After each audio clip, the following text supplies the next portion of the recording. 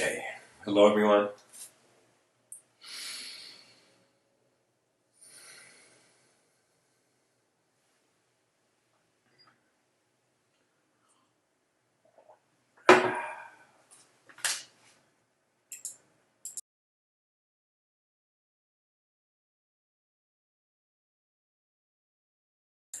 The title for tonight's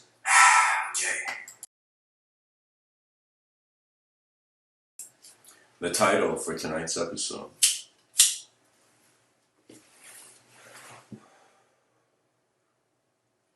is a nostalgia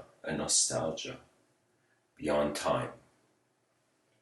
And so Mr. Within would like to speak and comment on a certain emotion that comes to certain human beings at certain times. And the concept of nostalgia is remembering, like usually it's associated to remembering some pleasantness in your past.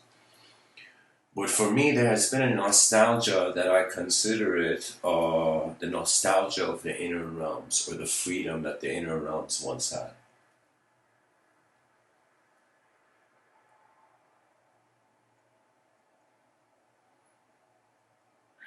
We find ourselves as creatures of sight.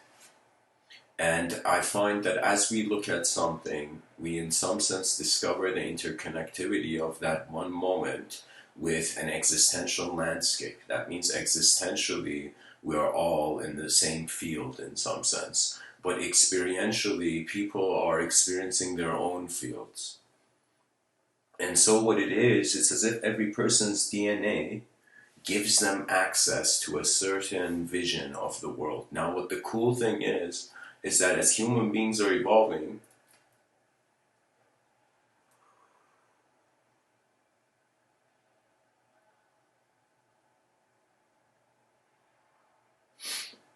the intensity of our remembrance can increase. There has been times where I have found myself I was in Italy once. I had a kind of interesting but dark night of the soul, and I was just smoking a cigarette on the edge of this building where you weren't even allowed to go on the edge. The window would open, and the window of the building was a bit big. It was this hotel in Italy when I was there. And I remember I was just there, my feet inches away from the edge of the building on the third floor, and I'm just having a cigarette. And there was a sort of nostalgia. After a certain incident, there was a nostalgia. There was a nostalgia for a simpler realm. And so it's kind of like I find that the child is grown through a simple lens. The child's life is not that complex. So you can say children, they become content easily the less they know about things. For example, a young child, if you give it a toy, the child is happy, smiling, laughing. You take the toy away, it starts crying. But if you give the toy back instantly, the child smiles again as if it had no context for its anger.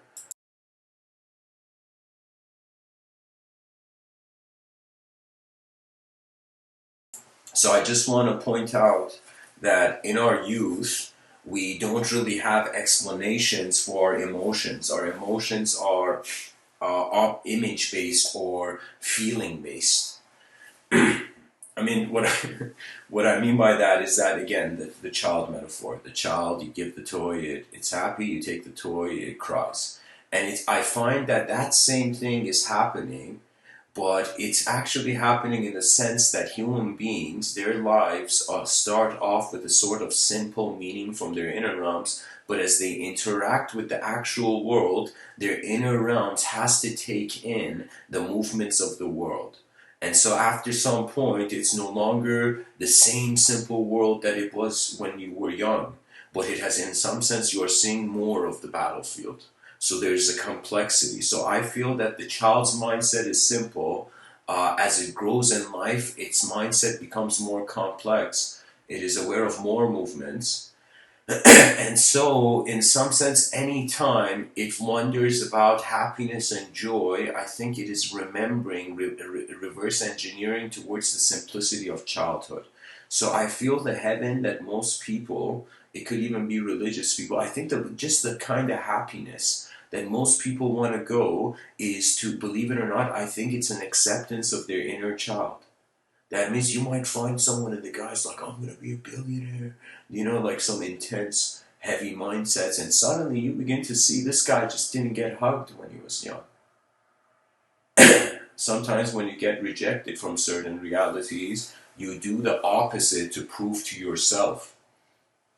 Sometimes our motivations are for our eyes, and sometimes our motivations are for beyond our eyes.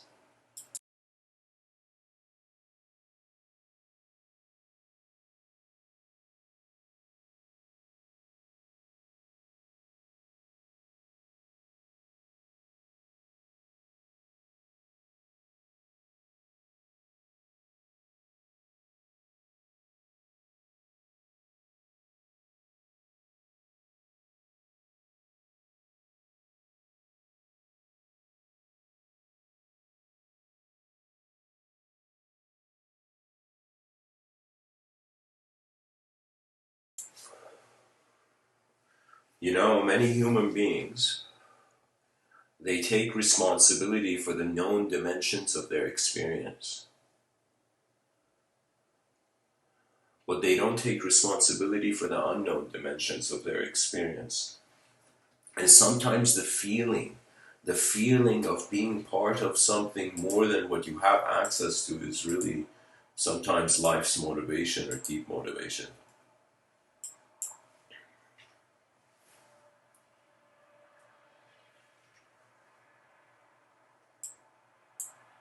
There has been moments where I will honestly say I have broken in front of myself. And that was a nostalgia of not a simpler time. It's like, imagine your first memory ever, and imagine feeling a nostalgia, but it's the first memory ever.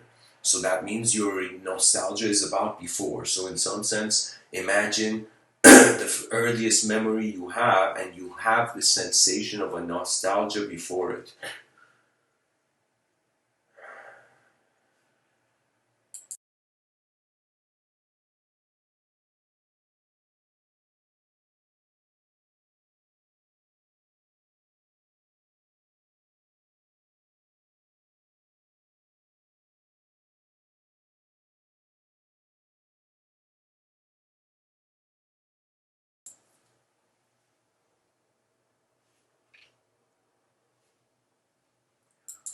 This world of ours is vast. This world of ours, in some sense, we cannot see its edge. And if there is a chance that the mind and the moment are inseparable, then we cannot see the edge of our minds, really.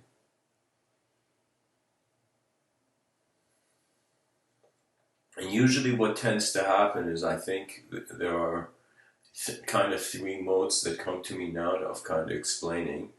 You see, there's a situation where some children, they feel it's in some way it's a blessing, in another way it's as if the guy's done the work somewhere else. So some people, they enter this life and it's as if they are born where they are meant to be.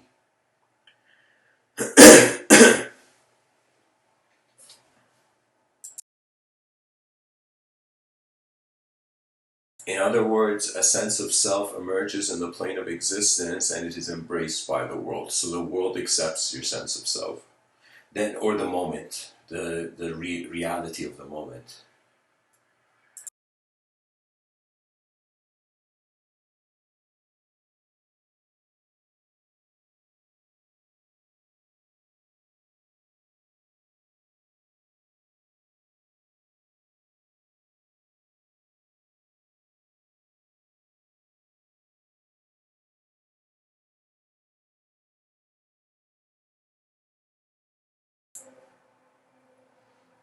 So the self is accepted by the world, the self is rejected by the world, or the self doesn't have access to the world.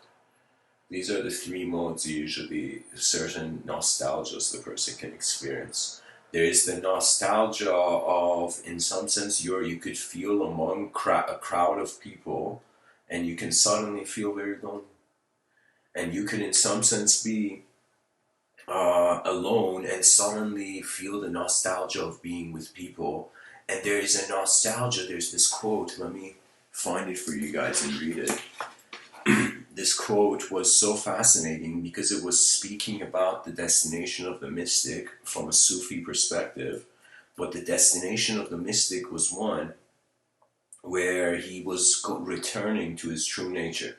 Hey everybody, my attention came on the chat section. Welcome, and as always, feel free to share whatever you like.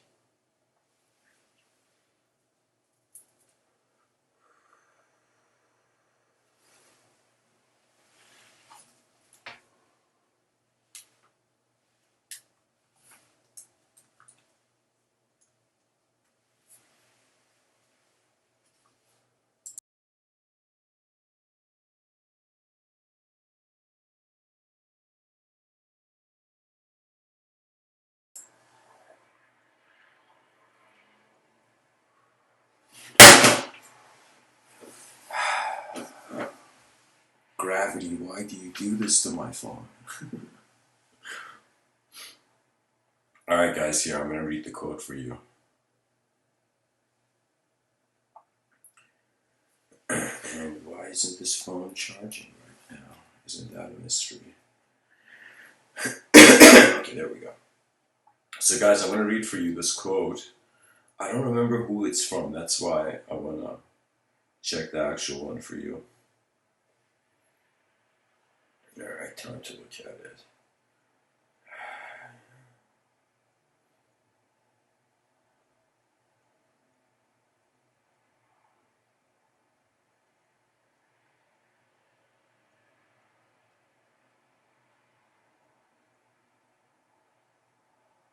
Almost there, guys. Sorry for the hold up. I'm just scrolling to find this thing for you.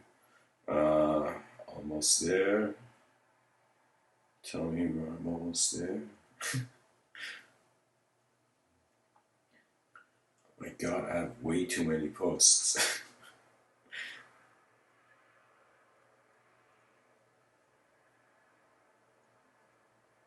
Oh, there we go. Here, guys. It's from a person, a mystic who I can't pronounce probably his name, but it's Zulnon. Zulnon. Zulnon was asked, what is the end of the mystic? What is the end of the mystic? So listen up, dear listeners. What is the end of the mystic? This was asked from this yogi. They asked him, what is the end of the mystic? He answered, when he is as he was, where he was, before he was. And that's really the essence of this talk tonight, guys.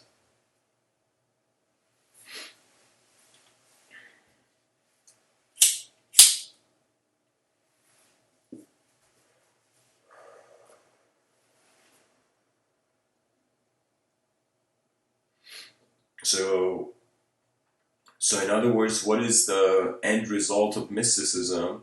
When you are as you were before, when you are as you were where you were before you were. That's what this guy's saying. That means you return to the ultimate stage, which I think it's an energetic home.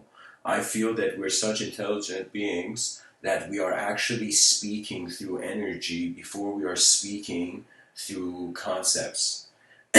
We are the administration of energy, pretty much. And so I feel it's kind of a strange blessing that when a person confronts existential solitude, you realize you're kind of left with your eyes, then you also become responsible for your eyes. Do you know that means it's kind of like no person, in some sense, I don't want to say no person, but like people should not attempt parenthood if they can't care, for example, for their own eyes. That means it's like you are like, here's the thing, it's like first the person prepares for the human being, like you manage the human being that you are, and then, for example, we reach the point where we move on to the evolution of the future generations.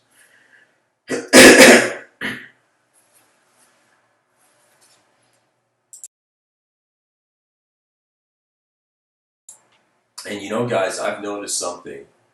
I think I very casually, because I write a lot, I tell people to write. And many people I've told them to write, it's like they've been smiling in the moment, but they don't really write. And so I've been thinking of probably designing something, some kind of giving a bunch of talks on this, or like find some way to kind of tell people that pretty much every day of your life, in every moment, your attention is either on the progression of your inner realms or outer realms. The progression of the outer realms, all those people hustling for a better tomorrow, for a richer tomorrow. In regards to the inner realms, all those people trying to comprehend where we are. So you see, sometimes when you don't have an answer, ask the question again from yourself from a different viewpoint. Do you know? You don't know, some of the most interesting moments of my life was when I reached the question experientially. That means you look at really what you're experiencing so far and you're like, what do I not know right now? That means for most people, they're fascinated, even obsessed by knowledge. For others, knowledge is literally the terrain they have to cross. And it's literally an unknown journey. So, for example, in Buddhism, Buddha spoke about the Dharma. And the Dharma, you can say, it's another way of saying it's an abidance by the ultimate law. So, it's the abidance but with the mind of the universal sector. Now, human beings, if they don't become responsible for their inner realms, literally, there can't be any new multidimensional phenomena occurring. Let me tell you why. That means if I'm sitting on a chair and you tell me I can stand up, but I've never experienced standing up and I'm just sitting on that chair, then it becomes a situation where I feel the chair is the norm rather than standing up is the norm. So sometimes in your inner realms, it could be that you're just, I treat the mind as a sort of antenna. You know what that means? That means throughout the day, from the moment I wake up, I feel waves are hitting me. Even when sometimes I've used the microwave, it's like you could feel the wave. Like microwaves, are different. But like, I'm just telling you, when you become more sensitive, not through reacting to things, not like an impulsive, compulsive sensitivity, but like when you just notice. So practice the art of observing and noticing things that you didn't notice before.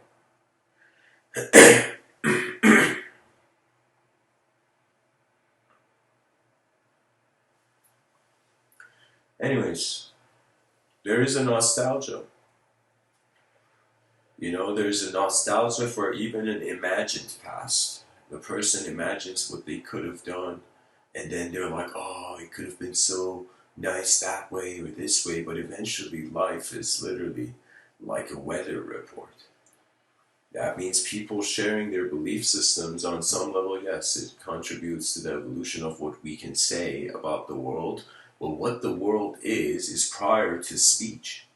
That means I think there's a level of there's the analytical philosopher and the continental philosopher. The analytical philosopher doesn't want to change the method. He wants to use the same method till the end of time. The continental philosopher acknowledges the unknown variables. So you can say the difference between the analytical philosopher and the continental philosopher was literally their definition of the known and the unknown. There was a time for me where I felt there was always something missing and I had to constantly do something.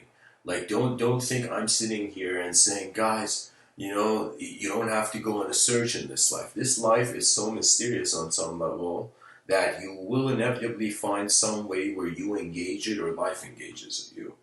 Do you know that means there have been kingdoms in history where those kingdoms have literally sieged and expanded, and there have been times where those kingdoms have been under attack.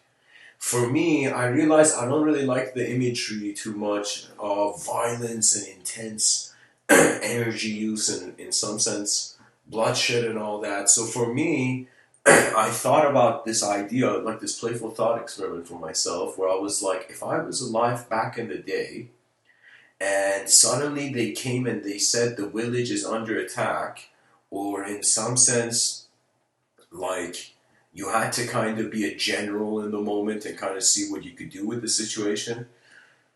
Just a war situation.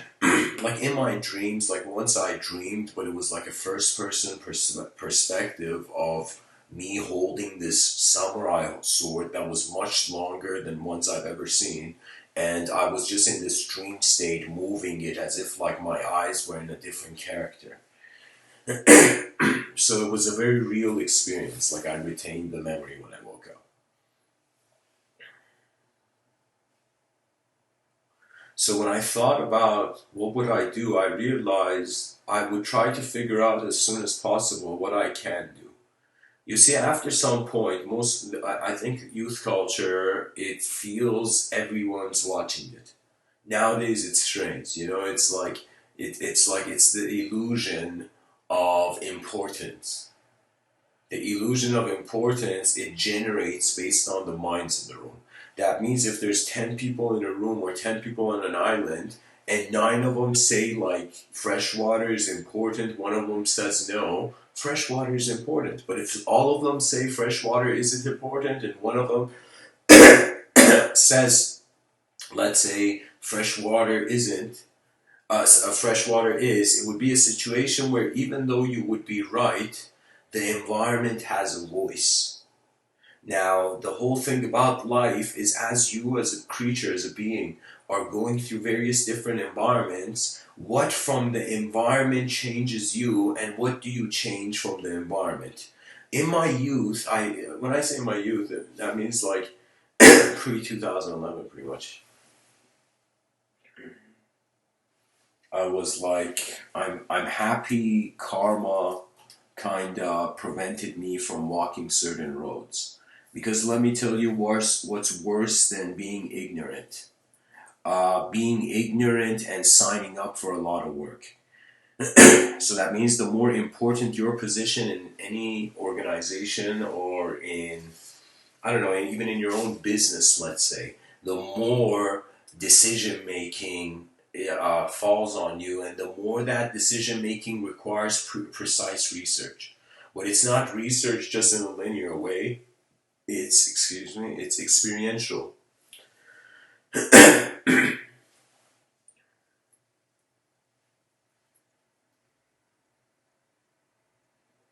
For me, here's the thing.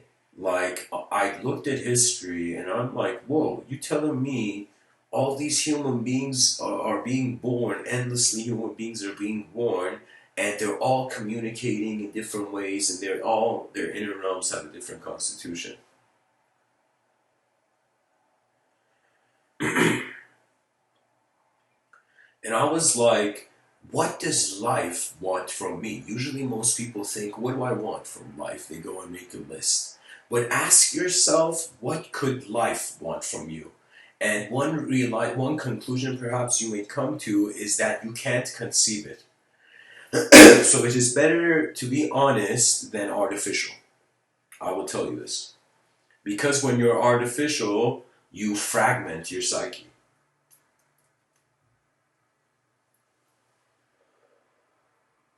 That means sometimes I've been in situations where people have asked me questions and I knew that the answer was not for their ears. But I knew that the person's asking this question, and instead of saying something else, for example, I remained to that honesty resonance and I just didn't say anything. So many people don't realize the value of silence. Your silence is divine.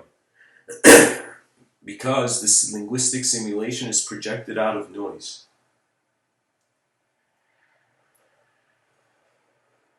I feel that when human beings perceive language as truly a technology, it will become a moment where we will not identify with our sensory perception. We can't. Because we are not identifying with the abstraction that is the categorization of the sensory.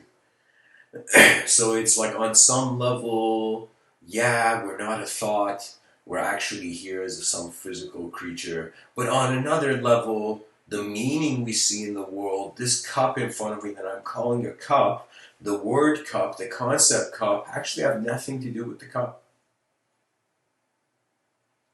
That's how you know you're a continental philosopher, because you see language as a veil between the inner realms.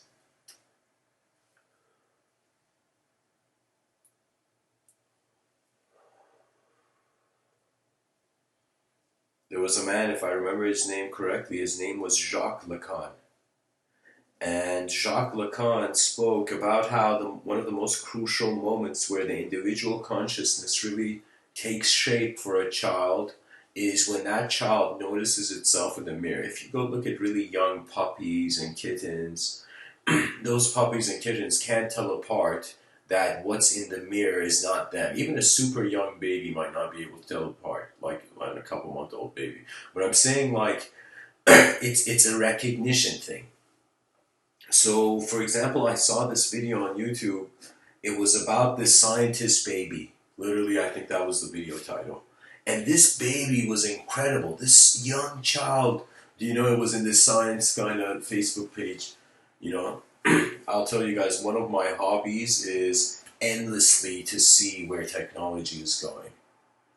Ever since I realized my past is past, the future has become my work.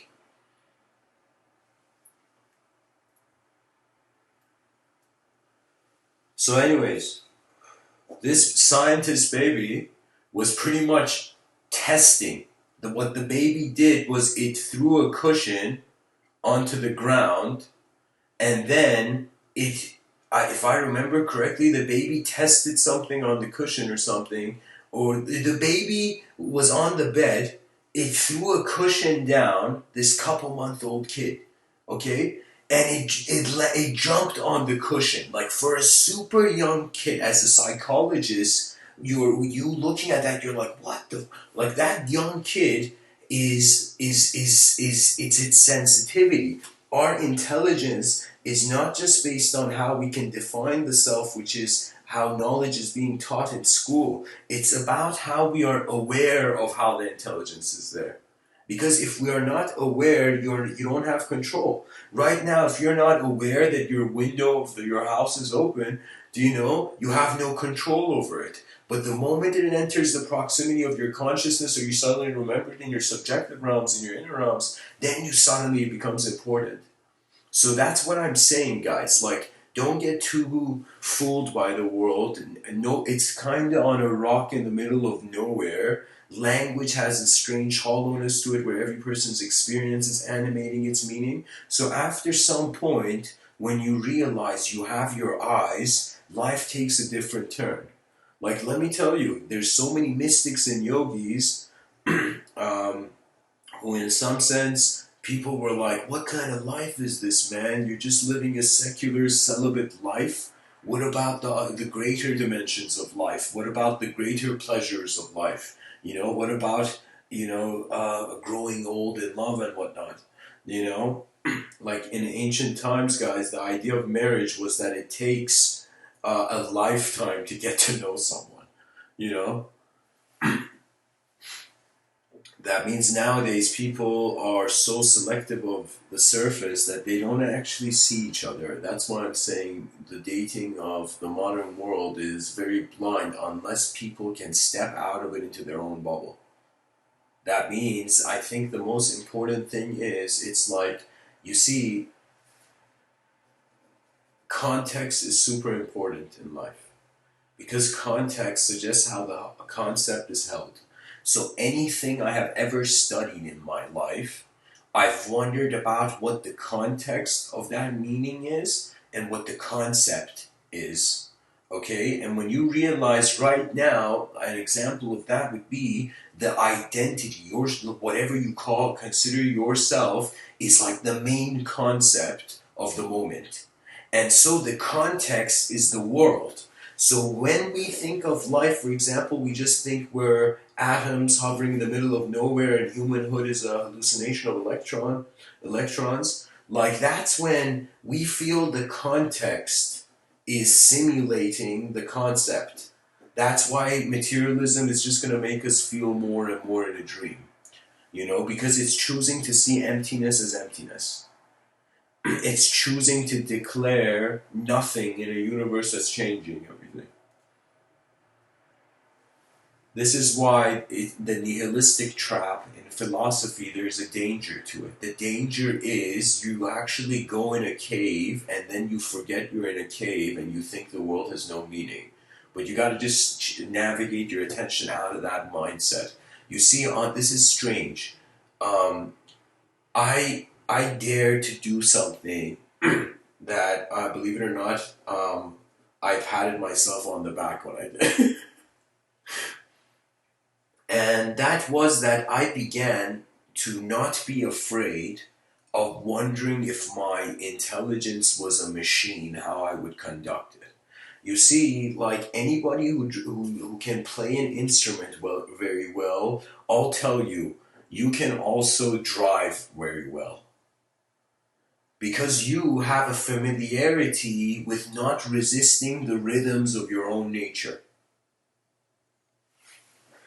So the biggest question man is asking, is it a co-creation or is it in some sense a solo creation? If it's a solo creation, you feel like a solipsist, and a nihilist is a strange sort of, it's like a depressed solipsist. Yeah, a nihilist is a depressed solipsist. And a solipsist is a person who they just think what they see is the only thing there. That means, strangely, to the outside world, many mystics, in some sense, the people were like, dude, how can you at the age of 75 leave your family and kids?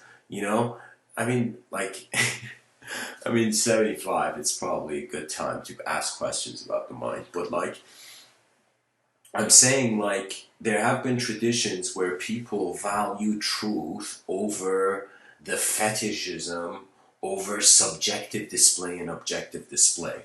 Do you know, for example, like in a man's eyes, like, certain proportions in a woman's body suddenly like increase your energy automatically. But I'm saying what it is also, it's not just objects and subjects of beauty. It is also experiences. So I'm telling you, the mystic was a person who, after playing the games of life and getting some sort of familiarity with the system, is then asking the question, who's in the system?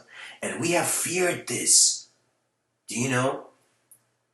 It was a very, very strange moment where I'm telling you, fear has been the biggest reason or the biggest roadblock or speed bump to genius on this planet. Fear of what? Fear of reception, fear of expression. And the only way you can get over the fear is by turning on the light in the room. You're afraid of the darkness in the room, what do? You turn on the light. You turn on the light, you see nothing is there. And when you realize that this world was meant to be very static, that means it's like we have opened our eyes in a Lego setup. And it's like suddenly you can see, people looked at the outer realms, they're like, yo bro, I'm made of particles, these particles are made of smaller particles, and those particles are made of smaller particles, and we don't have the technology to go way, way, way further than this. Do you know, at most we come to, let's say, the 11 dimensions of string theory, how life, a reality on some level is just a meaningless vibration. Do you know? Because we have consciousness, we have to attempt towards meaning. That means, do you know how easy it is? How easy it is to deny everything?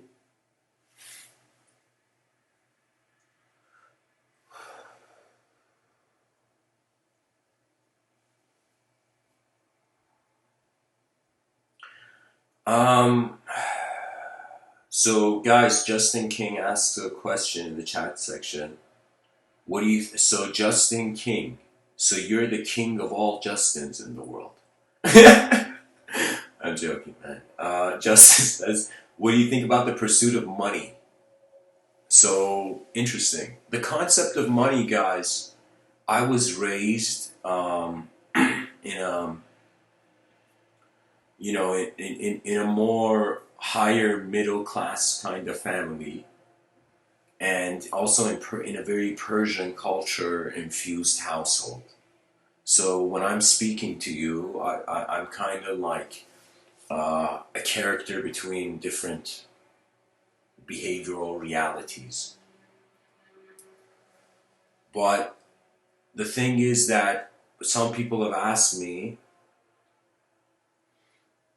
I'm just saying that money for me is a noun. It's a concept. And this concept is energy. That means I thought, what is this? What is this nonsense they're telling the middle class? The middle class, people think is like, I'm telling you, the middle class is getting tortured the most. The lower class doesn't see the higher class. The higher class doesn't see the lower class. The middle class is being torn apart between both realms, the fear of both realms. And so I feel like, wait a minute, if let's say right now, you're at a dinner table, okay? And there's this, I don't know, let's say nice Japanese style avocado salad. Okay, that's friendly enough for people, I think. So imagine you eat one avocado salad, and then you are like, wait a minute, man, I'm going to eat 2 of these. And you're like, sure, I'll order another avocado salad. Okay, so think about this. You had no restriction, no weird belief system on having an extra avocado salad, for example. But people, for me, it's energy. It's energy. That's why I walk in a school of thought where in those halls the soul doesn't have personality. That means you would say my metaphysics is a very strange denomination, because I am not afraid, and at the same time I'm saying that there is an attributelessness where intelligence is alive through the space before the matter. So for me, after a while, the purpose of life is just how the orchestra conductor moves the command for the different instruments to play. So for me, it's like, is it bad for you to have, like, let's say 10 pencils instead of 1?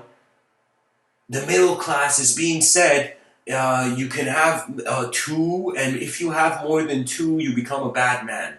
If you have more than 2 pencils. The lower class feels having pencils makes you a bad guy. And the rich are like, what is it, like 10,000 pencils. The guy can only use 1 of them to write, but 10,000 pencils. Do you know what's going on in the real estate industry, guys? I saw this documentary, which, believe it or not, it was, I think it was BBC or something. It was this really nice documentary where we were showing how many rich people that after they become super rich, they actually invest their land in real estate, so they start buying a bunch of houses. So the billionaire's like, bro, I got 10 houses in the 10 greatest places of the earth. The guy has a house on the edge of a volcano. It's like, bro, every morning I step out my balcony, stare inside a burning lava, and I'm like, yeah. But I'm telling you, the billionaire realistically can live in one house at one time. But it's because of the investment and the increase of the net worth. Because at any life, there's work, guys. Let me tell you, seeing the concept of money and work separate either makes you go towards that energy violently, or go towards that energy simply. For me personally, I'm telling you my general view. My general view is that it's energy. It's energy for a business. You need cash flow for a business if you're going to stay alive. Okay, the market is beautifully like a camping experience. That means the business model that you first have as a business, you might think, yo man, I got $1 million idea. But the moment you go into the market, you begin to see all those hidden rules and hidden things and processes happening in the market that you weren't aware of. So any business that doesn't update, like a pro application on a phone, dies. Have you noticed that? It's not just survival of the fittest human being. It's the survival of any sort of entity. Everything is just dying to continue. So I would say now, that was my general view, I would say, Justin, on money. It's just energy. You give the story of its value, but you gotta also not lose sight of your humanity. That means if somebody had $20 million and if you give $20 million to person A and person B, it doesn't mean they both understand that energy properly, you know? There was a time I was studying Texas Hold'em poker as a hobby. And just one of those random, like, you know, let me see how this game can be mastered. And unless the moment welcomes, the soul of the moment welcomes, I feel you could even get rich, but if your hand is not meant to hold the phenomena of that moment, it will skip your hand. I'll tell you an example, guys. I had a ring. I wear, like, you know, my father, like, it had rings for me, have a sentimental value. They were like gifts when I was young, my father would bring from Iran. But they are not like rings, like, they were rings where they had certain, like, writings on them, and they were very traditional Persian kind of rings. I don't know, you might see them in some of my videos or whatever. But those rings, for example, I remember one day I had bought a ring because I thought it looked cool. And I wore that ring on my finger. And I would wear that ring everywhere. Everywhere I would go, I would wear that ring. And I would wear it on my left index finger. And it was this silver ring. Just this silver ring, okay? And I remember I was on some sort of subway, and I was traveling. Sorry, not subway, some train. I was on a train, and this was in Iran, and I was with my family, and this was when I was young. In the summer, it was in the summer, and the train, right that second, imagine the ring is on my finger. I am like, yeah, this ring's making me feel good, yeah. You know, I'm like going with that mindset. Suddenly the doors of, what do you call it? The doors of the train open, and right as everyone is going to go out of the train, and there's like a couple seconds, not a couple seconds, like a little time before the door closes, the ring falls out of my hand and goes underneath this bottom of the seat of the train where your hand literally can't reach.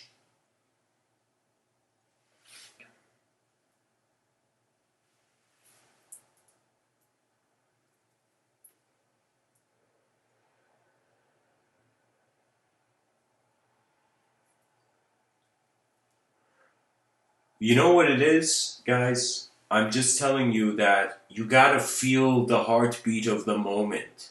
You gotta see if it's your moment or not. And you can only realize this and come a sense to this resonance. You gotta find the pace of your true nature. Because if you be faster than that pace, if your motive for advancement is desire, you're seeking a result. And the moment you feel you're not getting that result, you will stop.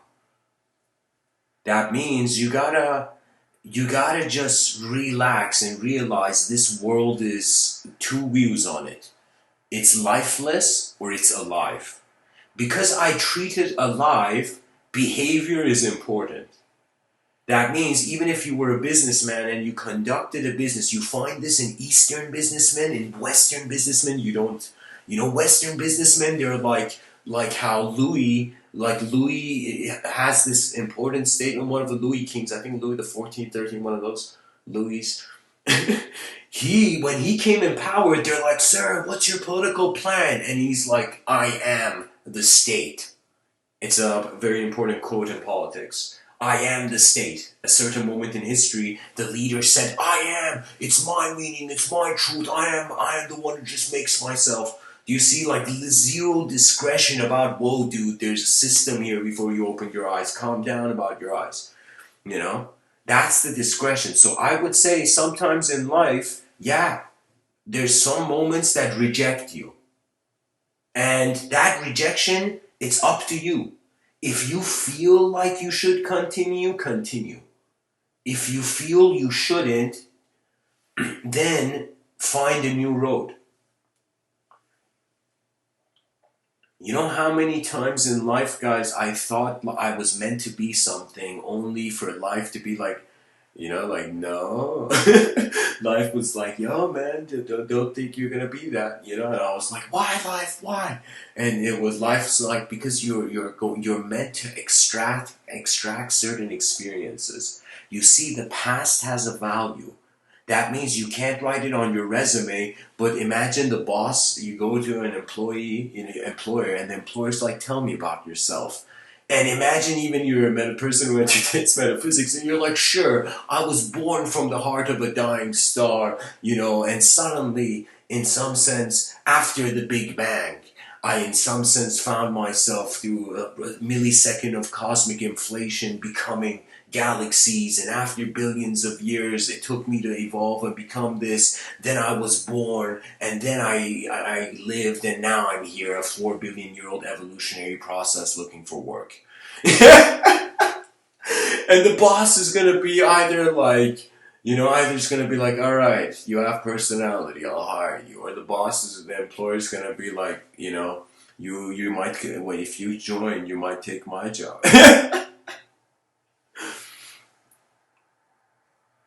I'm telling you guys, don't care. I don't want to say don't care about money. I just want to say have no comment on money. It's an energy. It's like the leaves of the tree. Okay, money doesn't grow on trees. But I'm telling you, money grows like how leaves grow on a tree. That means you plant a seed of a much more bigger project, and think about win-win for self and world. And if you conduct it mindfully, I'm telling you, you will feel you deserve it. The biggest problem with people and success is not the success. The success, if you endure through the failures and you just keep going, eventually you will succeed at something. But there is a sort of view where your heart has a voice that is your nature. I'm not joking, guys. You're not just a bunch of cells hallucinating free will. Free will is not an illusion. Free will appears to an illusion to a two-dimensional being, just like how a cube occurs as a square to a two-dimensional being. So free will, its explanations are cubic, but we're thinking about it like a square. So that means it has to do with an engagement with the unknown. In some of my writings, I later on checked out the internet and I was like, whoa, okay, there's similar patterns. In some of my writings, I kind of came across this mindset where the person doesn't just have a relationship with just what they're looking at. You are actually a relationship in the moment. So you are being a relationship with yourself, and that is being a field of awareness where then you are being a doer in that field. So your state of being is suggesting what you are doing. And your state of being is pretty much, I think the mystical path is left, where you have to study the self that nobody else's eyes can see other than you. And then once you confront, I call this the ring of the absent heaven. It's this model of the dimensions of this plane of existence I've designed.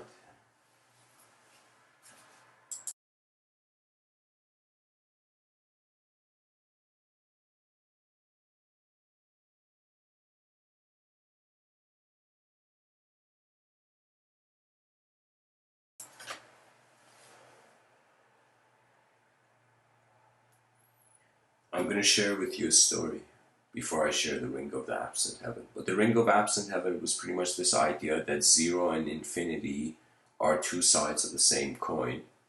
And in some sense, in the most infinite moment that man is aware, he has to be aware of the space before that infinity can occur. So there's human beings are being realized to be multidimensional beings. That means they require multidimensional conduct. That means you can look at yourself as one thing and just constantly play this character in a story game, or you can realize that it's okay for there to be the unknown. Okay? It's okay for reality to be unknown. Guys, I'm telling you, it doesn't have to constantly be in a structure and mode and pattern of victory. When you become comfortable with failure, then how can you fail? You fail. Let's say you try something 10 times, okay, and you fail 10 times. If you, let's say first time you tried it, you failed, and you're like, gosh, I shouldn't do this. This is not for me. You know, I don't deserve this. And then you tried one more time. Let's say somebody convinced you and you tried and you failed. You're like, oh man, this is definitely not for me. And then you tried it a third time and you're like, oh man, I even tried it a third time. I even had that super faith and hope and I still failed. Then, now at that point, the person maybe needs motivation or whatever. But now imagine someone who fails one time and feels out that failure. Feels that failure, feels that edge of the spectrum. You know what's funny, guys? When you have nothing to lose, you're always winning. You can't go anywhere else. So when you become comfortable with any system equating zero, then that means now you have an ability to suddenly have a new sense of a singular dimension, dualistic dimension, and whatnot.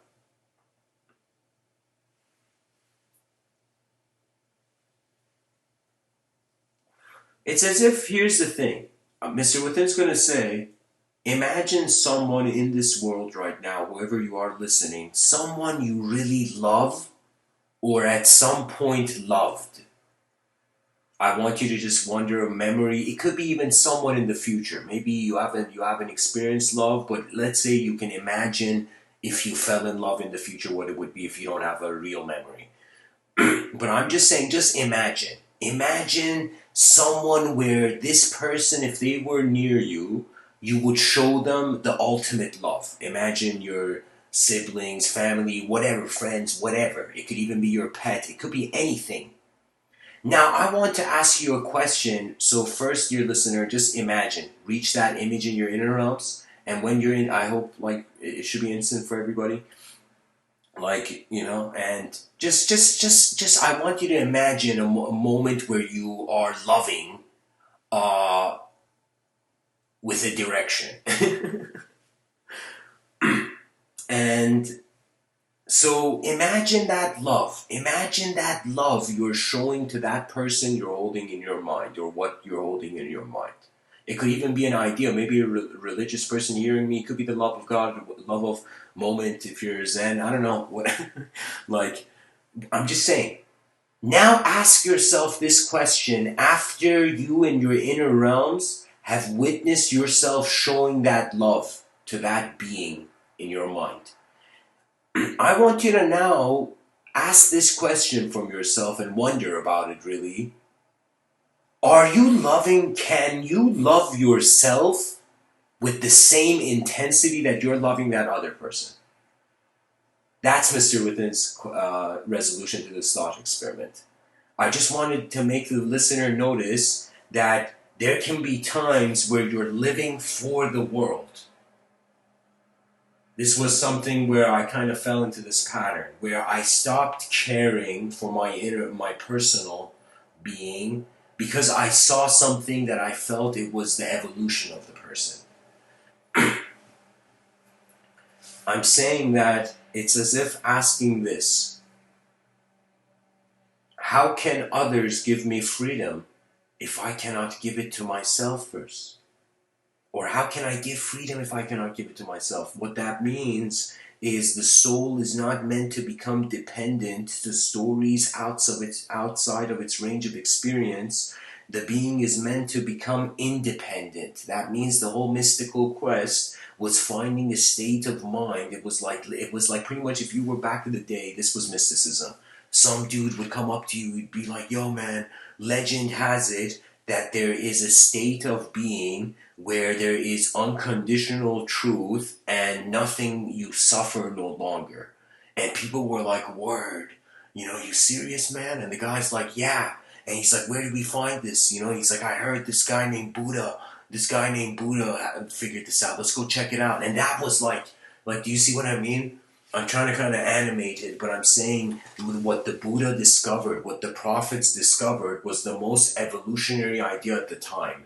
That means the prophet didn't have to do much once the message went into the ears of the people. Because once the communication goes, the ears of the people are animating the world. So it was a question for me. I was like 8 billion people on this earth. They all have different DNAs, their viewpoints on life, even though they can come into agreements, but we don't have each other's eyes. We're not a civilization of clones.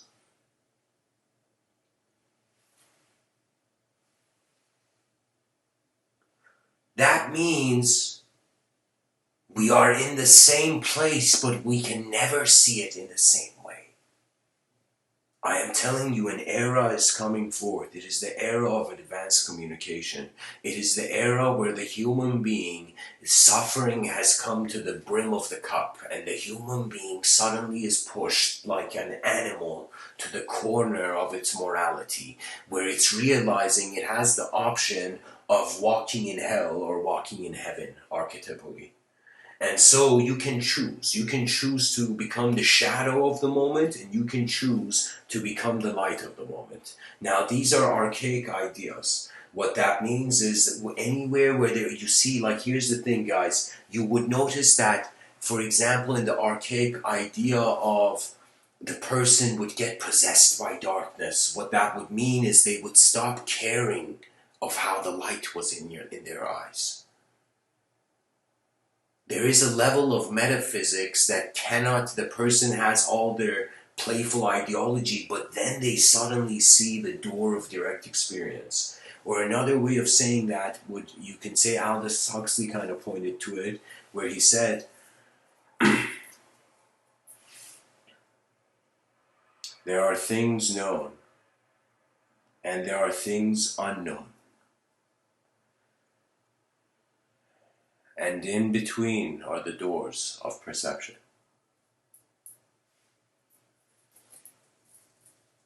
What could a rhythm of the inner realms be like? What could the existence or experience of existence through an invisible field in the visible be like?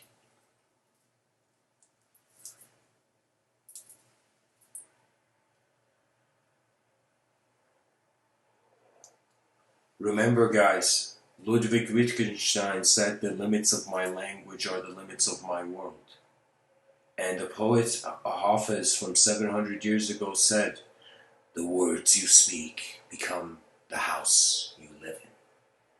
So how you communicate your moment is solidifying it into that image. Speak of yourself as if you're looking at yourself, looking from behind your shoulder, your future self is looking. So that means look through the eyes of your future self, because the past is past. The future stands as the living mystery of the present. Right now, I feel like I'm in a bunker. I don't feel I'm in human civilization. I feel I am literally waiting, because certain dramatic changes will happen. And I have no idea. Let me tell you why I reached a certain preferencelessness.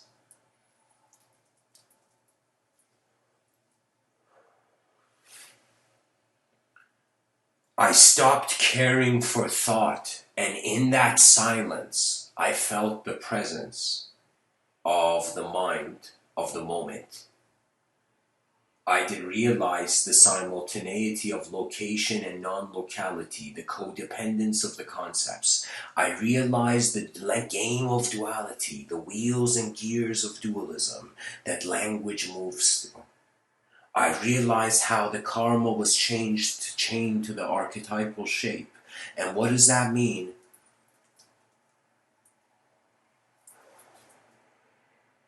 That means meaning in a changing world, belief as fixed thought is an illusion. But it's not an illusion, it's just that our minds are oscillating, they are occurring at a dimensionally more higher speed. In my inner realms, I've had dialogue with what I considered to be the faceless space. For me, guys, you might feel this is strange, but for me, there was no longer, after some point, any interdimensional beings. And not that there wasn't, there was no need for my eyes to consider them. And let me tell you why. Because look at how many stories and games there are on this earth. And if there were other dimensions, we wonder about how many games there are there. And so, in some sense, right now, I feel what's happening is literally different dimensions. Creatures are put in different rooms and dimensions, and they're all going to be released in the same stadium. We have to prepare for not just extraterrestrial contact, but the study of our own psychology. How embarrassing would it be if in the future an advanced and enlightened extraterrestrial species comes to us and they're like, hello human beings, we're going to shake your hand. You know, you guys seem like a cool species. And we're like, thanks, random alien species, you know, that's making contact with our planet in the future, you know. And so the alien species says, but I must ask one question before I open your eyes to galactic secrets. And we as a human species are like, what? And the alien looks at us and says, tell me, what are you? Do you know what you are? And we would have to embarrassingly be like, sorry, no. It's been a mystery and we thought life was a dream until you showed up. You know, it would be like that kind of situation. The mind is where architecture is born. The mind is where the straight lines in nature are born. The mind is where the order upon the chaotic and randomity of the physical realm is born. So you have to realize your mind is the hammer of Thor that has accidentally fallen into the pattern of the species. We are not just earthborn, we are also unknown-born, divine-born. There was this game which was very fascinating. Like for me, guys, character, and like I have just pretty much knowledge after some point just looked at how people were seeing senses of self and senses of world, really.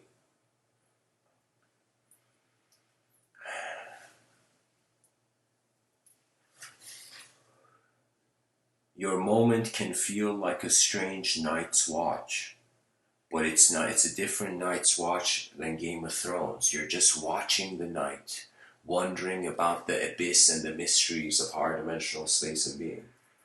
You see, the thing is that we have imposed the imagery, and that is the biggest challenge. This is why suddenly you saw, I thought it's strange, guys. Let me tell you what you notice. When you go read about the biographies and in some sense the different lives of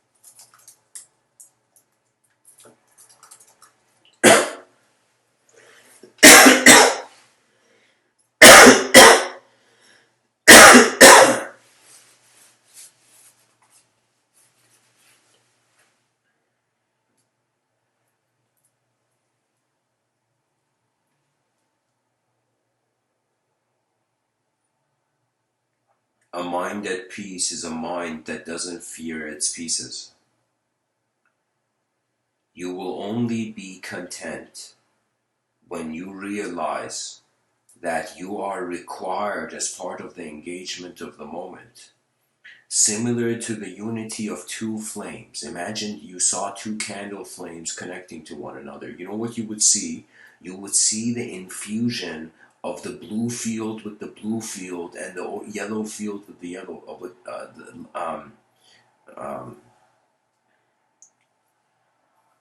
I should probably know the Kelvin of this, but I'm.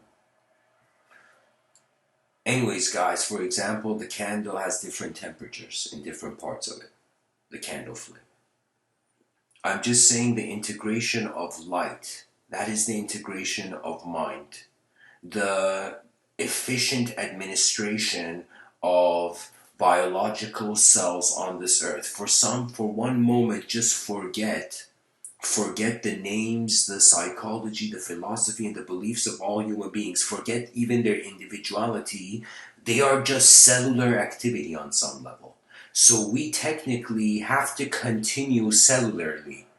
And that is the main torch that the human species must care for. You have to pretty much keep nature alive in your mind, because the technological revolution is going to be an intense tornado.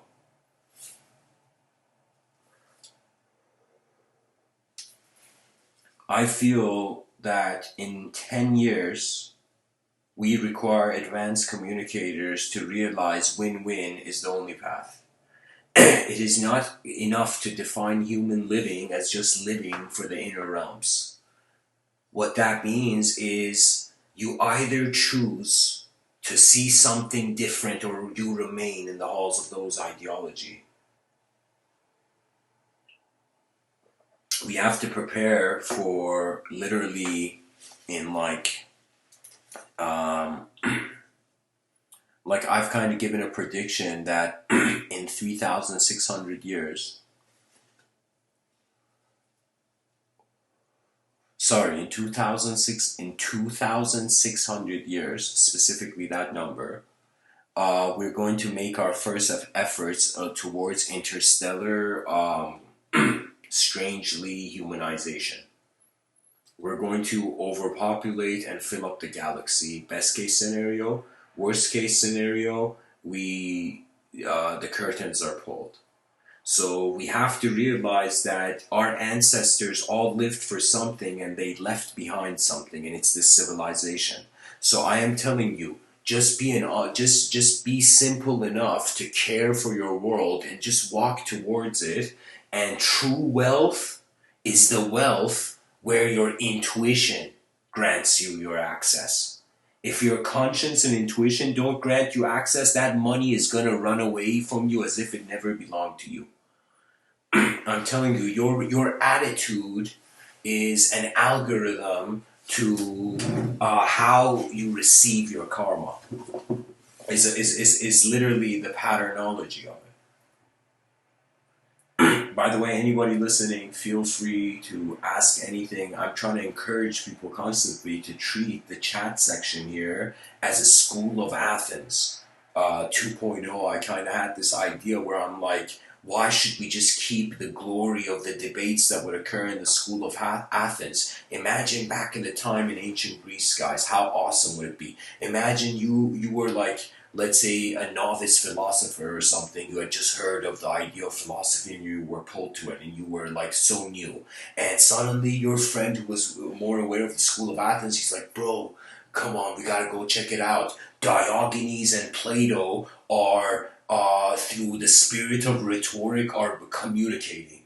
And let me tell you, the power of rhetoric is that it lifts up the archetype of the humanized dimension to the level of the gods. That means when two human beings speak, their inner realms are both standing superior to the moment's content being observed. So, in some sense, what I'm saying is communication is higher dimensional existence. Movement is even a higher dimensional existence. Any movement. someone tickles you, you're technically, I would say your antenna is higher dimensional.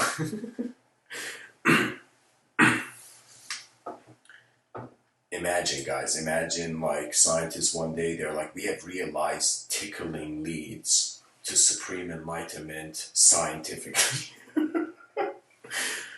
We would be like, these scientists are questionable. But I'm just saying, the mind is a telescope where what did you see in the telescope? You are both sides of the telescope. You are what you see and you are the one looking at it. The only way I can keep speaking is that eventually I notice there are limitations. That's why I say it's piloting. When a pilot flies, it checks out the storm. It's like, oh my God, these clouds are coming in my way. I'm going to go around, you know?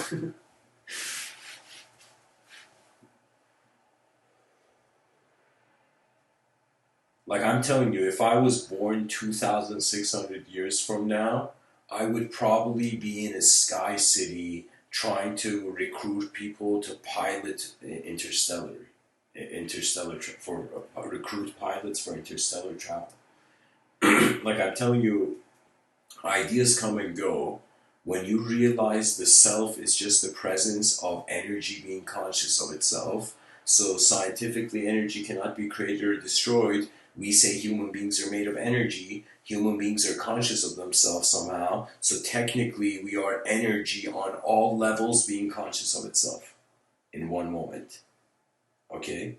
So what does that mean? That means you have to return to the end. You have to find the contentment as simply being energy and attention, just instantaneously, just the moment.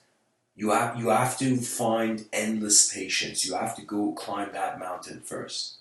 Endless patience means the person just is going through life and events are happening, and the person's like, I don't like this, I like that, I don't like this. They're desire bound. They are like, excuse my language, but just to be poetic in some strange way, I would say like you can be a hedonistic hound. A hedonistic hound is just barking for the next chunk of meat. You know, the next desire to get fulfilled. You know,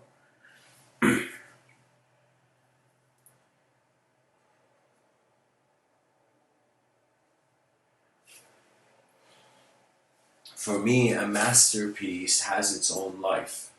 Something I realized about art early on, and some people might find this silly, but I give freedom to thought. I give freedom to my inner realms. When I sit to give these talks, I don't have like something too prepared. It's simply just like the mind at a certain speed, uh, like just like an instrument played in the right way, gives off a certain poetry. And in my experience, it's the lack of seeing yourself separate from the moment that leads to the access of simultaneous intelligence. So, it's like as far as Mr. Within can say, really language was like fire, wasn't it? I'm telling you, language is an advanced technology. In some strange way, every assignment, every child, even every kid, every student, or even let's say continuing student, like let's say you're a 90-year-old person who's decided to go back to school or something, you know, at the age of 90, I think at that point you would probably be a professor.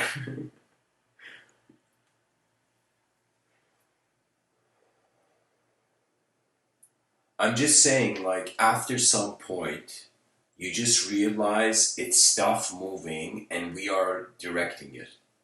And when you realize your energy or your awareness to how you're being energy conscious of itself somehow right now, that awareness is very crucial. So you see, most we think because we are visible entities, we only have a relationship with visible phenomena. So it's like either I see it or it doesn't exist. You know, we have those kind of attitudes. But then we kind of also see like, hold on, hold on.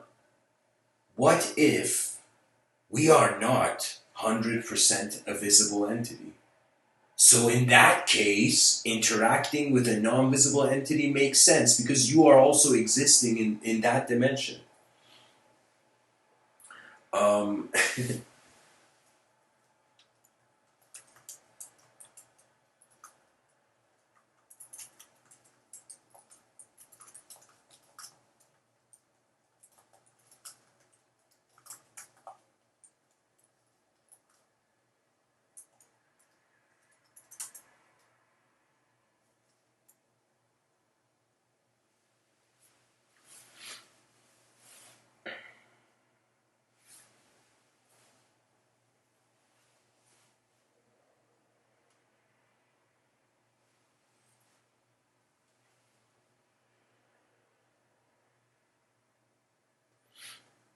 I don't know, guys. There's a quote that Gandhi has that is incredible. He says, "There's more to life than increasing its speed." You know what that means? That means probably somebody with like a Porsche and a Ferrari came up beside Gandhi and he's like, "Gandhi, can I give you a ride to like the UN?" And the Gandhi's like, "There's more to life than increasing its speed. Get out of here, kid."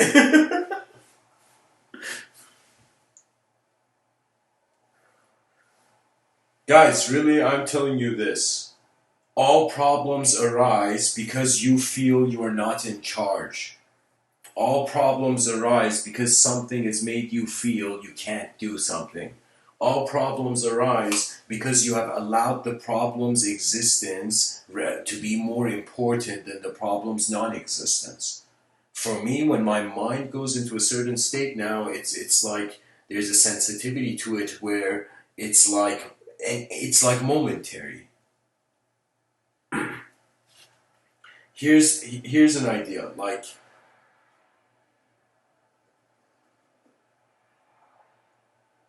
your eyes are the secret of how your mind is being the universe simultaneously. And what you perceive as the other is technically simultaneously a relationship of mind with world.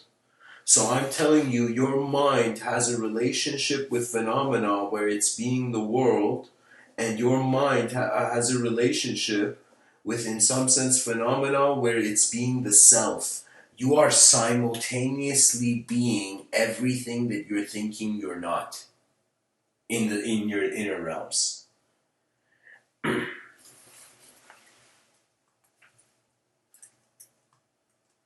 So, Justin, in the chat section, I'm gonna share with you one last advice.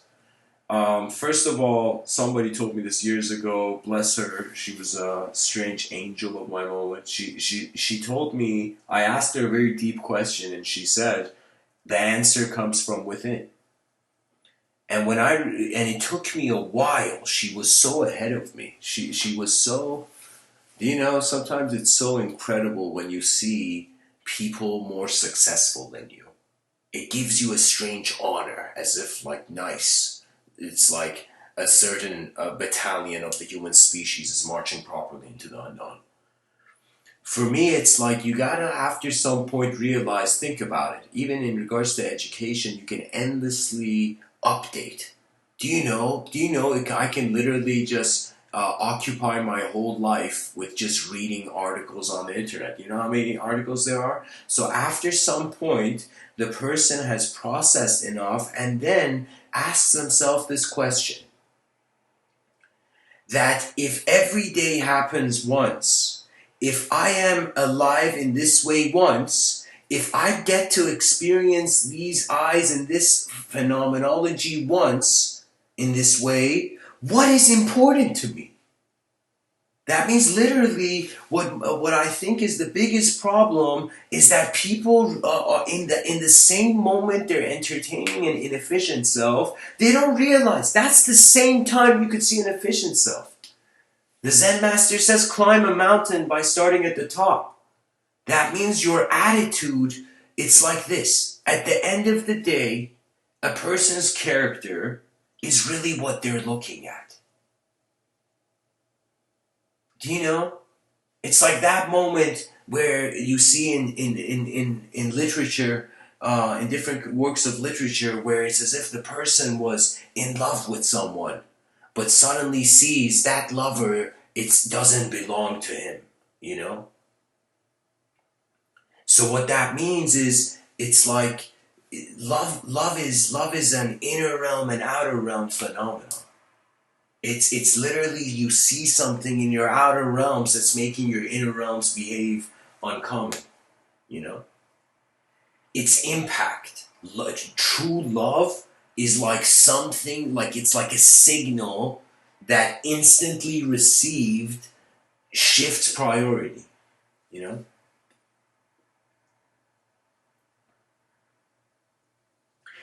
Um, Guys, Justin King says, have you heard of Terence McKenna's theory about how galaxies and solar systems are organisms of a higher dimension and we're a part of it, like cells and atoms make us up? Guys, I'm telling you, even though Terence McKenna was the microphone for that wisdom, but it was Lao Tzu. Terence McKenna was drawn to the Tao Te Ching. That means, strangely, when Terence McKenna speaks about time, he's suddenly speaking about it as if he's a Zen master, as if he's a Taoist, as if he may not be a Taoist, but he has the Taoist purity in regards to looking at time. So the idea of it is that, yeah, it's like that was a thing. In certain cultures in the East, they saw gods. In certain other cultures, they didn't see a god because the whole life world was a living organism. You know?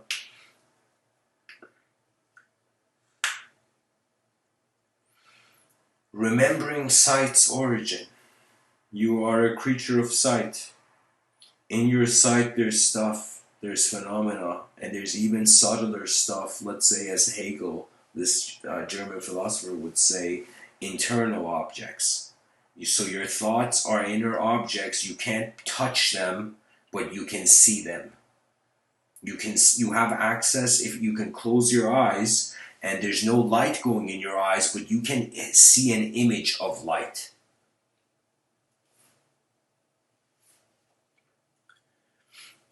Because, guys, you only let yourself suffer because you still think life is a playground.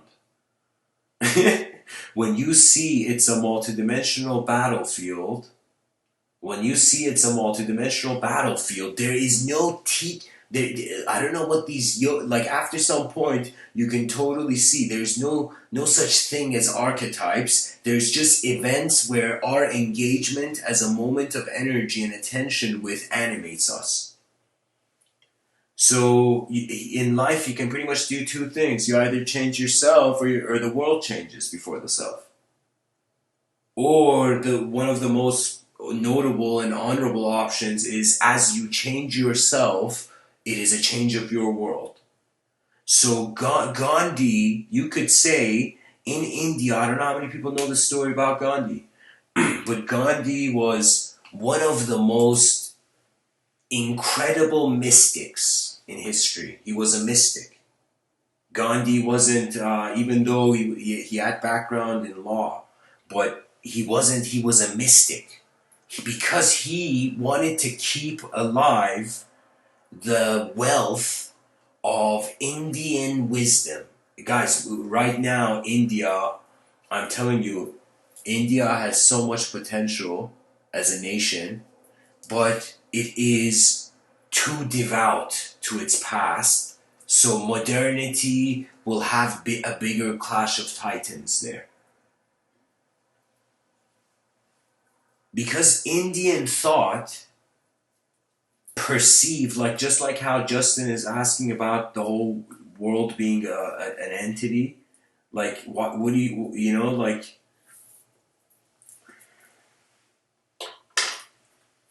religion is saying it's an inconceivable entity. I think the Zen Eastern traditions, they see that you're conceiving the shape of it. So it's as if the person, there's no doubt they talked to a god, but what they saw as the god, was it them or was it the god? So that means when you talk to a person Or how do you know you understand them?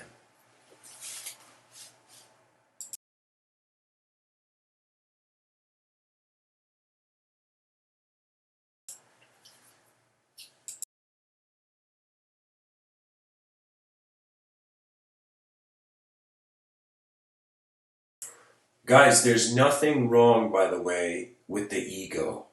I know maybe some people are like, yo, the ego did this to us. We gotta destroy the ego. Some people hate the ego. I'm telling you, the ego is just attention, yourself that's in your spotlight of attention. That's your ego.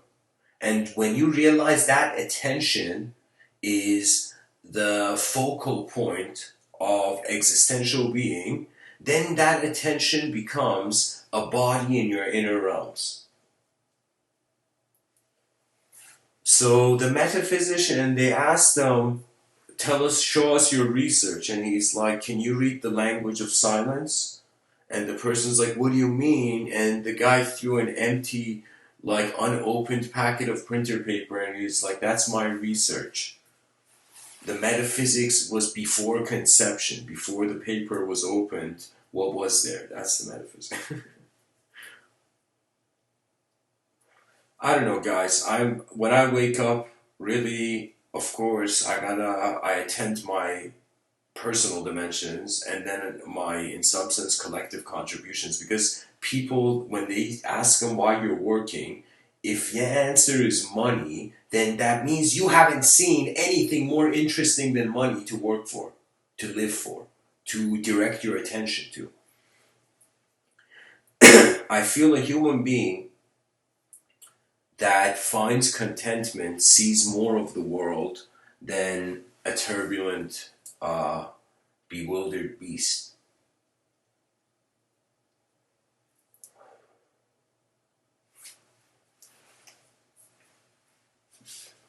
A nostalgia beyond time, when I realized my eyes were open before they were open. A nostalgia beyond time, when I realized that my being hasn't moved, but in some sense, what I have been aware of has moved. That means being is the precondition to the doer. That means you gotta find moments in the day where you as a human being just chill out and learn to bask in your own style. There was something that I saw that on one level, when I was younger, it was like, it seemed cool. When I really saw what it was, it seemed to be impure ignorance. And it was the idea of hunting love. I didn't like that idea of hunting love. You know? That means, you see, we are creatures in three-dimensional space.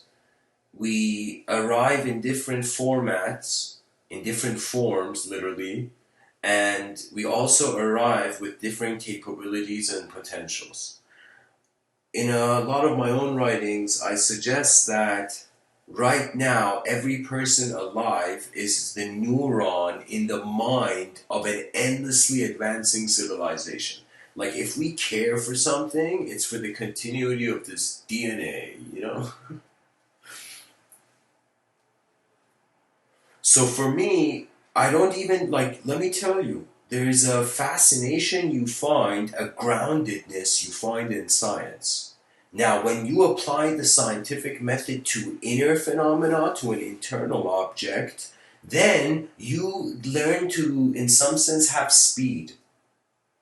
You become aware of speed.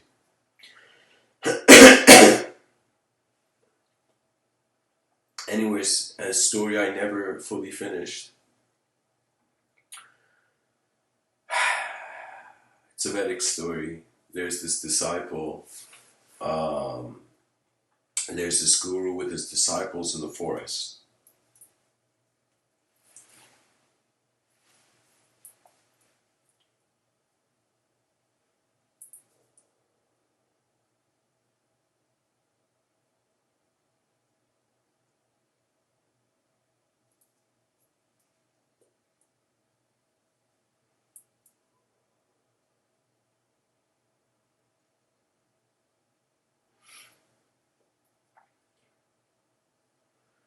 The guru asked one of the disciples, they are all sitting by a tree, yogic style and whatnot.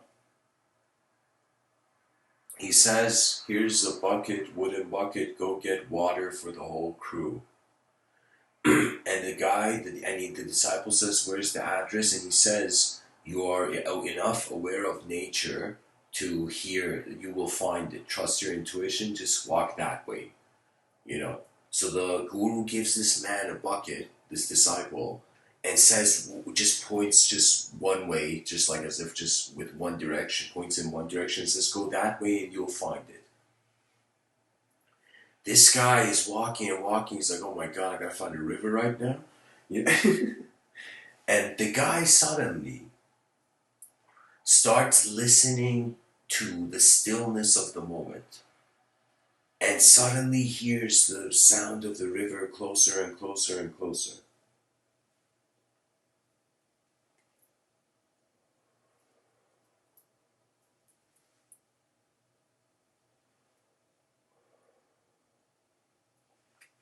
The disciple finds the river, puts the bucket in the water, and as the water is being filled, he's waiting for the bucket to fill. In some sense, he looks around,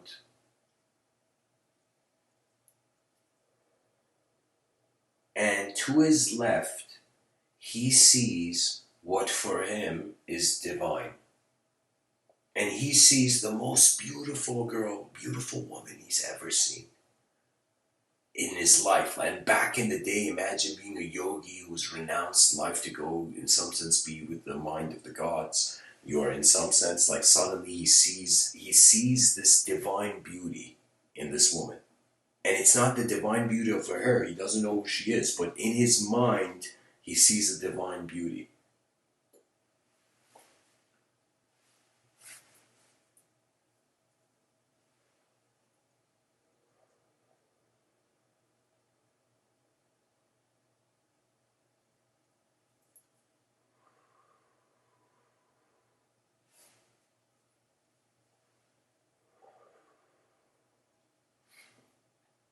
He walks up to her.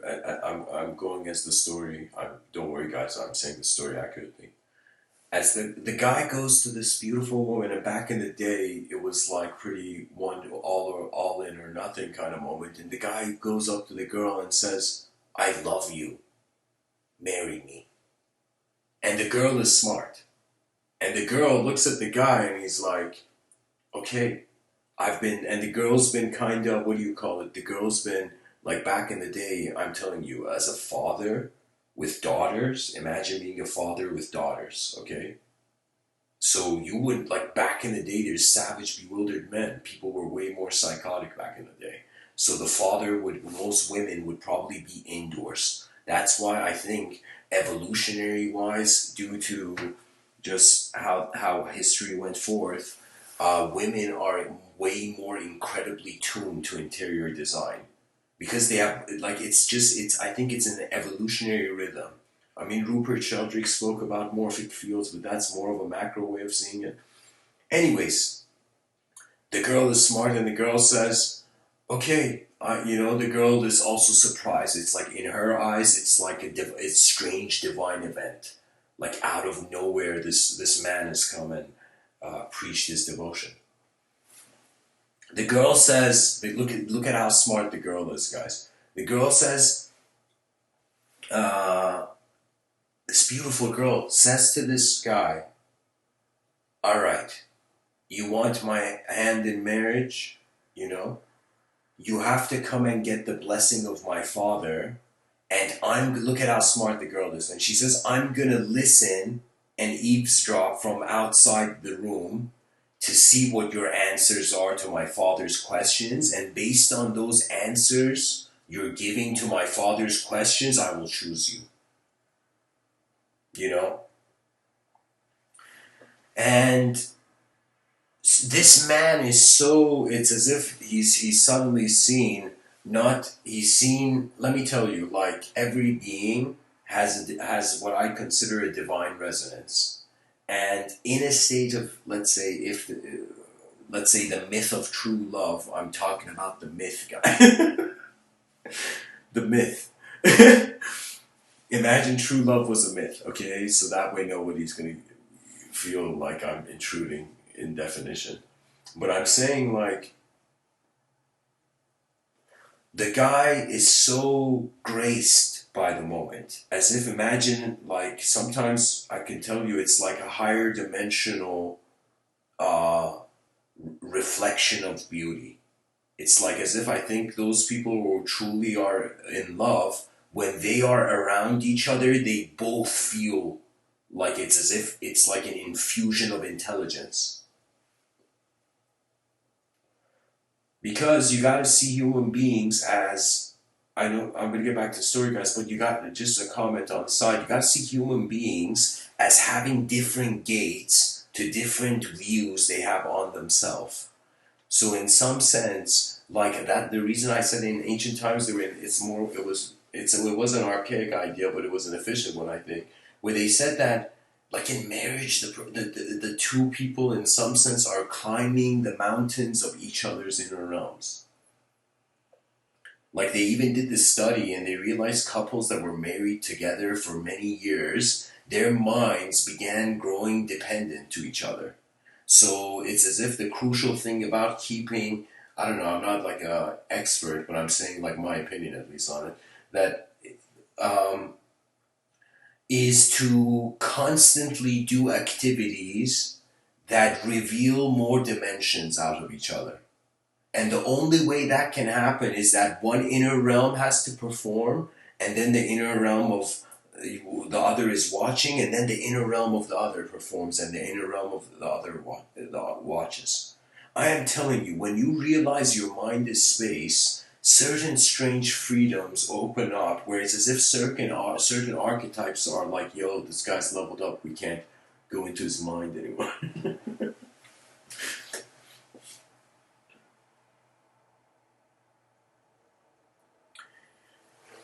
The man says, take me, let me see who your father is. You know, let me see who your father is. I'm so in love with you, I will take care of your father as well. You know? Now, keep in mind, guys, the man is a yogi. He's a disciple. He is technically there with just a bucket and his yogi clothing. And he goes there. He goes there, he finds himself on that chair, and his potential father-in-law staring him in the face and like pretty much being like, who are you? And he says it, he's honest, he's learned from his guru to be honest, and he's like, I saw your daughter and I felt saw the divine. That's why I'm here. You know, and the guy's like, okay, that's a good answer based on, our cultural orientation. The father then says, the guy says, hey, the father imagines says, like, what's your education? And he's like, the guy's just like a yogi. Yogi living with yogis. And he's like, I'm an anthropologist. I'm like, I've studied psychology and the behavior of the human mind and nature and its complexity. The guy's just been a yogi, like living in nature. But he's, in some sense, the love, the care he has for his existence to be with the girl is way more than the obstacles that are coming in between it. That's why it's like true love, because it's like there is some force making one of the sides endlessly endure to get to the other. You know, like guys, I'm telling you, the Romeo and Juliet are not the only lovers in literature. There's so many in different cultures. Every culture has its own lover archetype and mythology in some sense, or ancient story of how lovers were. Anyways, the guy's there and he gives answers where the like as he's giving answers, the father-in-law is like, okay, this guy's being insightful, all right. Yeah. And what happens?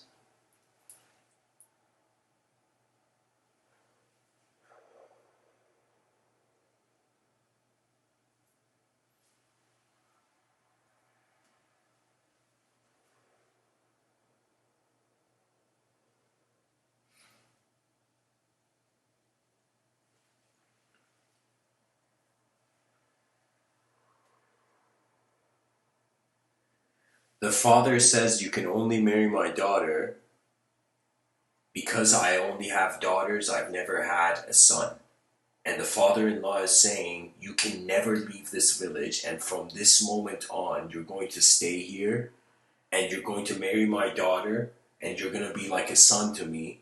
And then, after I die, you're going to become the biggest landowner. The guy was like, randomly, the guy was like the father-in-law, potential father-in-law, was like the wealthiest landowner in the story. So the guy, he says, okay, he forgets about the guru and the disciples. He forgets, he's like, oh my God, those guys are probably so thirsty right now. And so he decides to stay. And it's this intense decision of his life. And what happens is, suddenly the girl's true self opens up, his true self opens up, an incredible love blooms. And then he suddenly, like, he's really good with the father-in-law, the spirit of family has not been lost, you know, to anarchy,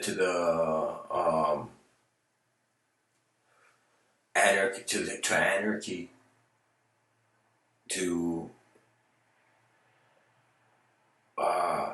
the anarchy of a sort of blind freedom. But anyways, I'm just saying, in that moment, this man in the story, he gets to live a perfect life.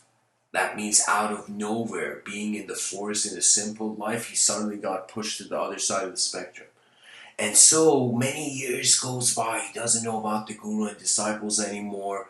You know, he has a daughter, you know, and then he has a son, and he's like this awesome father, and it's like the mother is incredible as well, and it's this just incredible, incredible atmosphere of living, you know? And something strange happens one day. The father-in-law, of course, passes away, and he becomes the wealthiest person and the landowner and pretty much the billionaire back in the time of that village. And one day, he just gets this feeling, and he tells his wife and kids, you know, let's go to the top of this hill and look at the town. Look at the town that we're taking care of. And imagine people in the town also loved their family and all this. It wasn't even like a messed up relationship. And then, check this out, guys. The guy's on the mountain, and his kids are there playing in the mountain. Then the guy also has his hand around his wife, you know. And there's love in there, and this beautiful sunset. And he suddenly sees, wait a minute, there's something off. And in the distance, there is a tsunami coming. And this tidal wave is destroying all the village, all the houses in the village. And suddenly it's as if these guys are on the man and his family are on the hill, and everywhere is just being taken by water. And the man is in shock. The village has been destroyed by nature, by nature's command. And in that moment, the guy is shocked. In that shock, the unthinkable happens. His son slips. The daughter goes to save the brother. The wife goes to save the kids. And right before he is in a paralysis, before he can do anything, his family gets swept away into the tidal wave. Chaos. Pure chaos. His paradise shattered like a simulation. He's looking at this unfathomable situation where the love of his life has disappeared, and the branches of the love of his life have also disappeared. And even the future potential for the fruit and the grandchildren. So, in that moment, this man, his expression is so speechless, as if there are, one part of him is breaking, and a part of him is like, what can I do about it? And in that moment, guys, he hears a voice. He hears a voice. And the voice is like, take the bucket out of the water. Take the bucket out of the water. And the guy's looking at the tidal waves. And suddenly reality, in an instant, he realizes that his hand is in the bucket, is still in the water. The bucket is still in the water. And then he looks to his left and he sees no girl. And he sees the guru and the disciples have all come looking for him. And then he realizes the power and the ability. That's why I'm saying this mind is advanced. We deserve an advanced civilization. Because the mind in that instant, you can bring any neurologist, any psychologist, explain this. In that instant, the dude was experiencing he experienced, in that instant, his mind projected love. It projected, in some sense, what do you call it? A father-in-law. The mind projected a village. It projected his family. It projected all of that. But in an instant, it left. Just like that psychology thing I was telling you, like the child gets the toy in its hand, and the child suddenly lets go of the toy and suddenly gets the toy back. So what I'm saying is, this is a mystical story, and its implication is not that all he saw wasn't real. That was all potential. He could have gone maybe years later and found a life like that. But I'm just saying, it was that the mind had an ability in that instant where he's looking at the bucket and the water being filled in the bucket, for a millisecond, nanosecond, becoming bored and tapping into the realm of that daydream. That's how advanced the mind is. That's why I'm saying it's the era of advanced communication. It's the era where now we require to be pilots. We have to realize 4 billion years gifted us with consciousness. And a civilization that now it is our turn to move in its, move like the winds of evolution in its alleys. Mr.Within is calling forth, and it is not me, it is our future really, which is shouting it out at me. And what it is in some sense the need for an advanced human being to live in some sense an advanced civilization. Nothing is more interesting for me, guys, than to see what the most advanced, efficient vision of humanity once expressed looks like.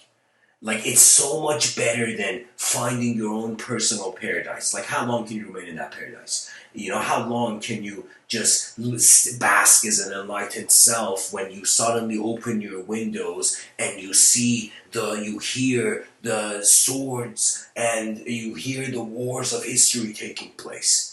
And what that is there isn't anymore a need for external war. Now we have the sophistication of behavior. It is now the most important time to share any sort of stoic insight and have that stoic attitude where we find a way where we can separate the environment from the identity so we can move in new ways in the environment. And it has to be with also in the inner environment where nobody speaks about. They just say it's your thoughts, bro. Either have them or don't. It's like, really? It's just thoughts? Really? What was there before you had a thought? That's the paradoxical intervention. When a paradox intervenes, the most linear and ABCD path.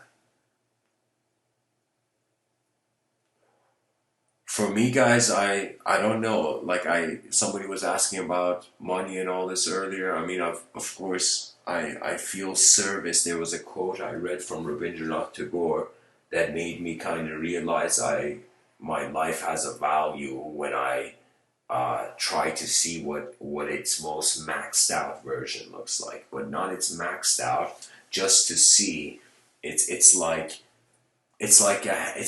I have a blacksmith approach to doing things. That means I go there and I put the sword on the anvil, the molten sword, and I just get the hammer, and let's say Thor, I'm like, Thor, can we borrow your hammer? And Thor's like, alright, bro. You know, and in that instant, let's say Thor accidentally drops his hammer, and in that moment you were about to kind of, you know, wield this sword, hammer this sword on this anvil. It's as if, check this out. This is the secret to mastery in my view, at least, guys, in Mr. Within's view. You find the sword, a reality you trust. You find an anvil, a world that you trust. You understand what you're doing, which technically back then it meant they had an awareness of the electromagnetic field of the earth. Because that's why the sword suddenly becomes straight when it's heated up and it's suddenly slammed. There's something to do with the field of the earth making it straight. So anyways, the blacksmith gets the hammer first try. First try, usually some people, they experience the vision of the simulation of luck. But some people don't. It's like playing sometimes, like when I was young, I remember I would go to my cousin's place and like he had this video game that I'd never played for, and when I was playing it for the first time, I was doing next level things. I was just randomly pressing buttons, but it was just new. But then when he suddenly explained the game, then suddenly I was there where his problems were, you know. We're always climbing through vision. You know, I remember in a book I wrote called The Inventor's Sphere, or it could have been in a book I wrote called The Ancient Listeners. I brought forth this concept of experience tunneling. We're literally tunneling through experiences. And consciousness means just knowing why that energy has a direction. You know, in ancient times, you know, who could blame them? They had access to pretty much nothing. So you would say their imagination was the most advanced technology they could engage with. So supernaturalism in history was an evolutionary phase for the development of man's relationship with his world. That means, think about it, guys. Back in the day, imagine it's the 6th century and you're living in some kind of primitive land, in some, like, what do you call it? You're living in some simpler conditions in the 6th century. Pretty much you're just taking care of your house pretty much your whole life, probably. And imagine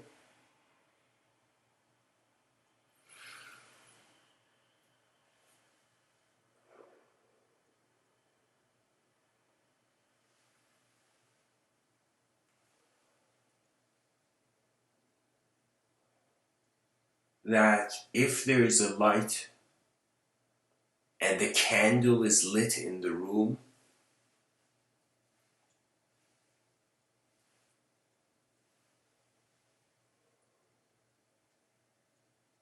energy can be directed. Back in the day, they didn't have choice.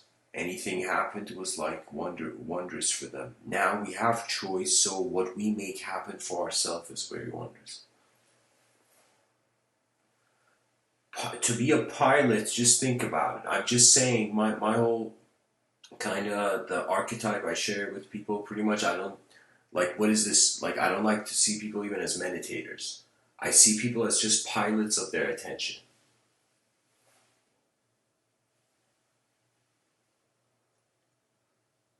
That means our antenna is like those old school radios on early cars where you had to tune it.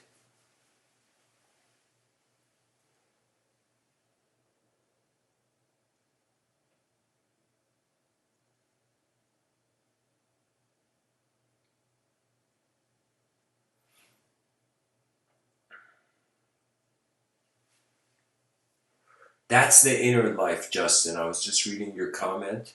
So that's the inner life. So your inner life is different. If you become really opinionless, let's say you don't care for anything, your inner life will be defined by your environment. But if you care for your mind, you're like, all right, something is here. Like, I don't know if we can call it anything, but like something is aware here. Something is here. That's like the proof there's something more, because there's a question being asked. Like, if it was pure emptiness, there would be no questions asked. And we're too unique of a design. You're telling me, and you look at a lot of things in nature, there's no symmetry to it. You know, I mean, a lot of things have symmetry, but there isn't like in certain things in nature, you look at a rock, there isn't a sort of symmetry to it. Do you know? But you look at the human body, perfect symmetry of hand and legs of the creature and the limb, you're like, all right, something's going on here. You know? So anyways, guys, I'm gonna, I guess, end the talk and open up Q&A because I've pretty much reached what I wanted to say. One last comment about the subtitle, which is Remembering Sight's Origin, and I would say that really the origin of sight is also the same origin of language. Do you know? The origin of sight is the space where meaning is then extracted. So first, existence is how phenomena is being. So we see separately the dimension of doing and being. But in ancient cultures, they saw it as non-dual. That's why they called it Advaita. Advaita means non-duality. So they're like, what do you believe in? Non-duality. And they'd be like, what do you mean? It's like, I can't tell you because anything I say is dualistic. They're just words are dualistic. I feel really what it is we just have to care for what is important without avoiding how we are nature first before we are a thought.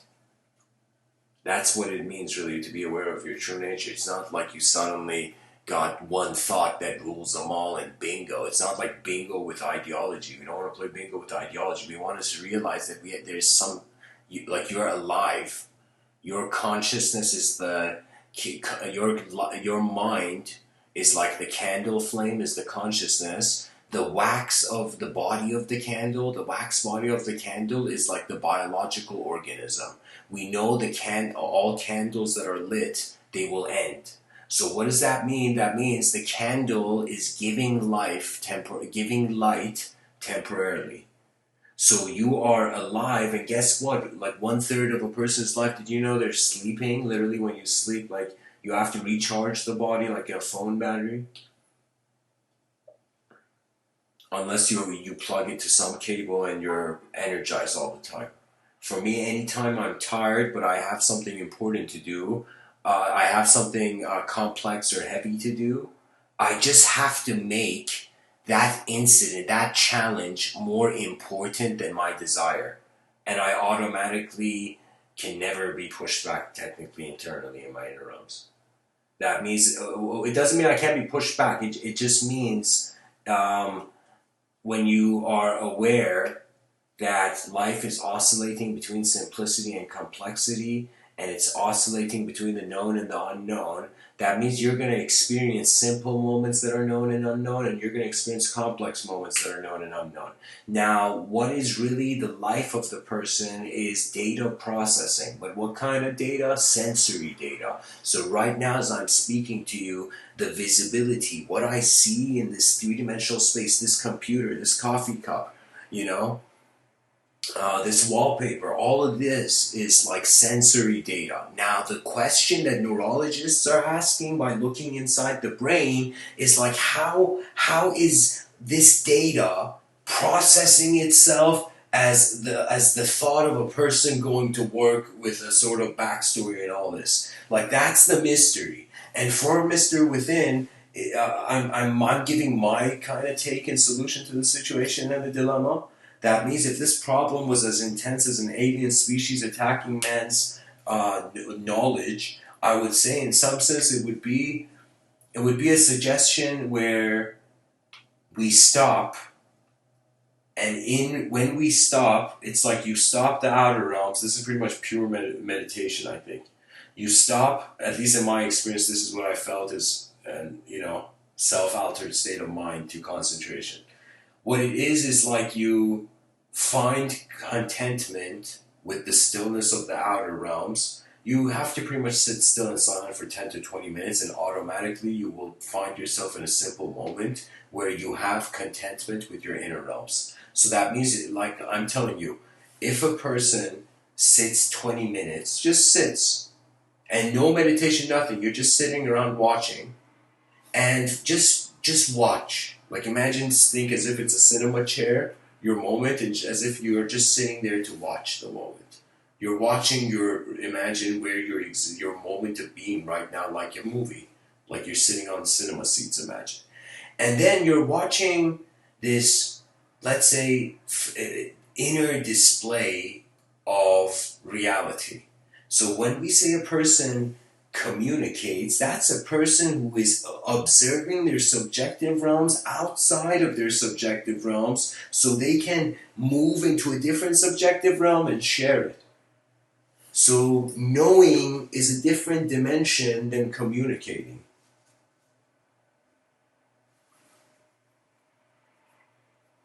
But there are different states of being in the same, like existentially, you can't go up to a person and be like, yo, I exist more than you. like laugh or something, you know? You can't, you exist equally in three-dimensional space. And then we are more advanced creatures than atoms and objects. You know, we're not just objects, we're objects that are alive for a little while. So while we have the spheres of our mind active, while the candlelight is lit, the light of our inner realms can even make up for our blind spots. That means for me, it's like it's as if, like, imagine they come to this general and the soldiers come to the general and they're like, sir, and they're like, the general's like, what? Let's say the general is Little John. What? Oh my god.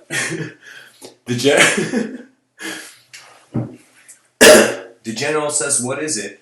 And the warriors are like, what's your advice before we all run into battle and potentially die? And the general says, be smarter than your opponent. And what he meant is have your attention on, like, literally simplify your inner realms, observe the complexity of the outer realms, then allow naturally the inner realms to respond to the outer realms. That's when you don't lose your intuition resonance. Okay? Intuition is a feeling that your inner realm, you pretty much have intuition and conscience anytime your morality of your inner life is different than the morality that you're entertaining in your outer life. I'm just saying, think about it. Imagine whatever we believe. Imagine right now the mainstream wrote a book and it's like, this is what we all believe to be truth. Whether it's scientific, whether it's secular, non-secular, whatever. Okay? Let's say everything we right now felt we knew, we thought was truth, we would see that because we are a traveling mind, we're not just stationary, we are a mobile, right? And we're mobile in communities, literally like I mean, honestly, guys, like, you know, shyness doesn't exist in nature when you see buffalo run together. You know, it's like if buffalo can do it, human species can do it too, you know what I mean? Like if birds can fly together, human minds can build an advanced civilization, okay? Like it's definitely possible. But for me, I'm like, how do we make 8 billion creatures on a rock realize this is literally the coolest thing they can do? So anytime in my inner realms I feel it's too simple, I go towards the complexity of the outer realms. Like, don't think I'm just here. Like, even though I've decided to kind of move as a sort of, you know, I'm piloting my voice by piloting my attention in my inner realms first, and then connecting it. So while I'm talking, guys, I'm like this person you're listening to. While I'm talking, I'm experiencing an inner film, and that inner film only remains because I have cared for the importance of that thought or whatever content of it or percentage of it was visible to me. Because it's kind of like it's like looking at a hallway and it's dark at the end. Okay, it's you can't see the end of the hallway, and it's like you're at the beginning of the hallway and you're like, all right, we will advance as far as we can into the darkness, then we'll use flashlights. Like that's what that's what the strategy would be. We try we just literally become human beings that wonder what would an advanced civilization look like, and in every moment of our life try to, in some sense, contribute to it somehow. Because technically, everyone is being the background of other people's acting role in life. You know what I mean? Like after some point, you're like, I don't know, but like the head is a camera in a weird way. But it's a camera where what you see externally reflects back and is evoked in your inner realms differently. We are multidimensional beings. I'm telling you, the educational system, either Darwin was misinterpreted or culture denied the value. I don't know what happened, but they talked about an objective evolution and they didn't talk about a subjective evolution. And I was even more ashamed that while I was in university, at some point I didn't find some professor to go and ask. Do you know? Sometimes you regret the advancements you didn't make. There has been many times I've gone into an environment and my inner realms denied me.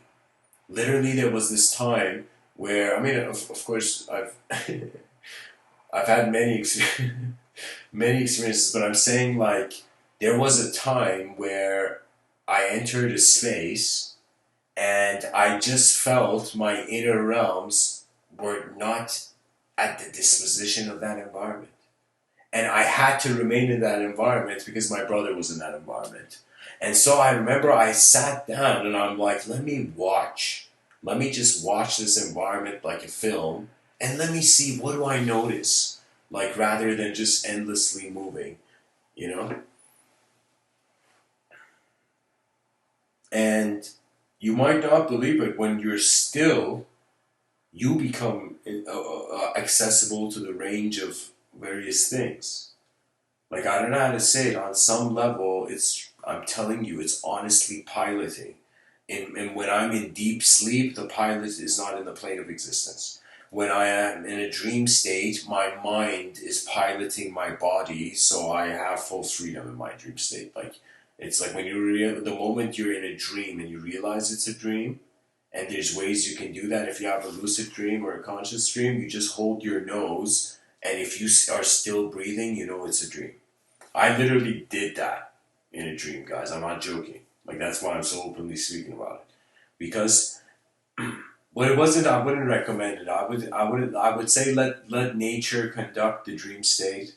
Let nature conduct the deep sleep state. Whatever you think you are, engage in the conscious waking state. That means all my talks are dedicated to an audience that, in some sense, notices the conscious waking state. That means it doesn't matter what dimension, what field, what image. Do you know how many images there are in this life? If truth was an image, it would be endless. So truth surpasses imagery. So that's why reality will always feel simulation-like, because there's more to see. It's like, how can an evolutionary being not feel everything is a simulation when evolution means it changes? Evolution is a strange way of saying slow metamorphosis. So anyways, guys, that's the end of the talk. Sometimes a nostalgic moment can be a moment where you're just alone with the universe. Those moments are nice too. When you're comfortable piloting in both states, then your wonder has freedom. Because if you don't trust what you do, you don't care to see the outcome, really. That means if you speak and you don't have a picture to paint, you're just holding a brush after some point. But if there is an underlying theme, so guys, like when I give a talk, I literally branch out conceptually from the title in different variations. For me, because an object, you can look at it in different angles, and it was said you can't look at a subject from different states of being. So anyways, guys, that's the end of the talk. I'm going to open it up to Q&A. Feel free to share.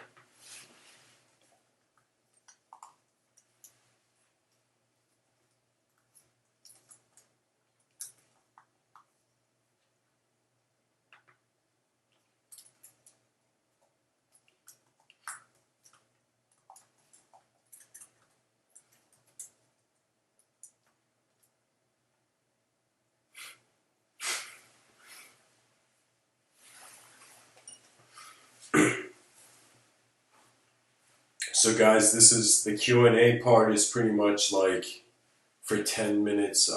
Anybody has a question, I'm just waiting here. It could be about the talk, or if it's about the talk, I recommend it to be, but anyways.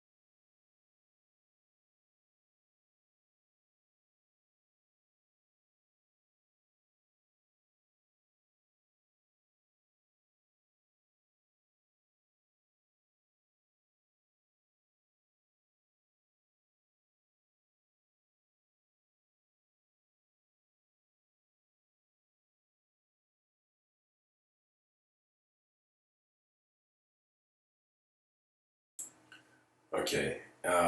Anyways, guys, thanks for tuning in. Um, um, Anybody who's interested in kind of like updates and evolutions of my work, I have this kind of personal community in Patreon. Feel free to contribute to the effort if you like, you know. And anyways, take care, guys. Thanks for listening. Much blessings, and I'll say, a nostalgia beyond time.